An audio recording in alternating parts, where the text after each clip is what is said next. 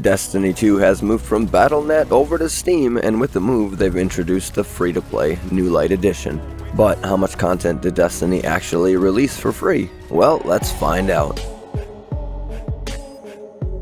Hey guys, Teiwaz here, back with another game review. And to help us answer that question of how much was released with the New Light Edition, Bungie has made us a graphic to help explain all the content that's available for you guys in Destiny 2. Starting out, all players' power level will be 750, and you'll be able to get to max level without having to purchase anything. Clearly, I'm not there yet, but I don't have to buy anything to get there. Moving on, everyone will have access to the Year 1 exotic weapons and armor. The list is pretty massive, so we're not going to go through all of them here in this video, but the amount of items you have access to is pretty staggering. Doing strikes, raids, participating in the Crucible and Gambit, however you want to play, you have a chance to receive an exotic item. It all comes down to luck. Along with the ridiculous amount of items you have access to, the New Light Edition of Destiny 2 also gives you free roam access to all the destinations. The kicker here is, certain areas within those destinations are locked behind the paywall for Shadowkeep. Now, simply because some areas and raids are locked doesn't mean you can't go to those planets and participate in the patrols, which are the mini quests scattered throughout the map marked by a beacon, lost sectors, which are mini dungeons scattered throughout the map, and public events, which are random events that appear throughout the map that anyone can participate in. The more the merrier. Next up, New Light offers the first 3 Year 1 campaigns. The Red War from the base game, pitting you against the Cabal's Red Legion. The Curse of Osiris from the first DLC, you take on the Vex in an effort to rescue Osiris. And the Warmind from the second DLC. This campaign takes you to Mars as you try and help a scientist and fight the Hive. Now, I don't want to get into too much detail about the campaigns. I really don't want to spoil it for you guys. Half the fun of a game like Destiny is uncovering its secrets and discovering its lore. The next thing I want to discuss with you guys are the strikes. Sticking with the Year 1 theme, the strikes that are available in the New Light Edition of the game are from Year 1. There are 6 available, taking you to Earth, Titan, Nessus, and Io.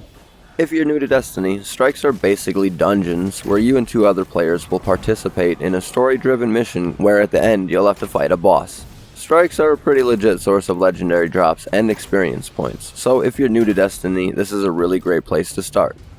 On top of all that alien murder and monster slaying fun, they're also throwing in the Crucible and Gambit game modes. The Crucible is a game mode that pits you against other players in PvP lobbies. There are a few different game modes available within the Crucible. Rumble, which is a 6-person free-for-all. Control, which is a 6 vs 6 game mode where players try to capture zones in order to secure points. Survival, which is a 3 vs 3 game mode, very similar to Team Deathmatch. Mayhem, which like the name would suggest, is utter mayhem. It's a 6 vs 6 game mode where all of your special abilities and grenades recharge at an accelerated rate. And finally, Breakthrough, which requires you to capture a point called the Breaker, then secure another point called the Vault. If you successfully hack your opponent's vault, you win. Now, along with all those game modes, you can choose to play a mix of various game modes, or you can even host your own private Crucible match to take on your friends. So, the other PvP game mode I had mentioned earlier was Gambit. Now, this game mode is PvP, but it's a mix of PvP and PvM. It's a 4 vs 4 co-op game mode. 2 teams of 4 face off to take on the enemies of humanity in order to collect little glowing orbs called motes. Bank your motes in order to summon blockers on the opposing team's bank to prevent them from banking their motes, and also charging your bar to summon the primeval. The first team to summon the primeval and destroy it wins. Now, what makes this PvP is that you can hop through a portal to the enemy side of the field and kill them. If you manage to take someone from the opposing team out, it has 2 direct effects.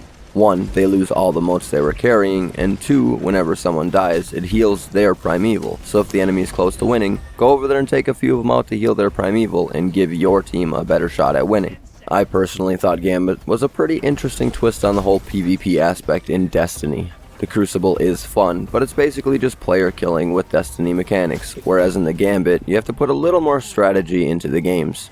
Now, one of the most important things I want to talk to you guys about today are the raids. Raids are endgame dungeons with the best possible chance for that epic loot that you guys are all looking for. Raids are quite difficult, much more so than strikes and the other game modes. In these raids, you and 5 of your friends will test yourself and each other's ability to cooperate and work together as a team in order to solve puzzles and defeat pretty tough bosses. Raids do not have matchmaking like the other game modes. However, there is a team finder option where clans have open slots that you can join. On top of everything we've just discussed, Destiny 2 also offers up in-game events, such as the Iron Banner, Festival of the Lost, the Dawning, Crimson Days, the Revelry, and Solstice of Heroes. I was a bit skeptical when I first heard that Destiny was moving to Steam and that it was going to be free. However, after checking it out and playing it for a little while, I realized there's actually a ton of free content. Not only do you get to participate in 2 different variations of PvP, all the Year 1 raids and strikes, but you also can get to max level without having to purchase a single DLC. Obviously, it's going to take a little more grinding without the cash, but it's totally doable. So have you guys played the new light edition of Destiny 2 yet? Let me know down below if you've had a chance to check it out and what you think. Is it worth the download, or are you just going to stick with what you're currently playing? With that being said, I'm going to get out of here and get to work on something else. Have a great rest of your day or night, depending on when you're watching this, and I'll catch you in the next one. Later. Watch the world burn.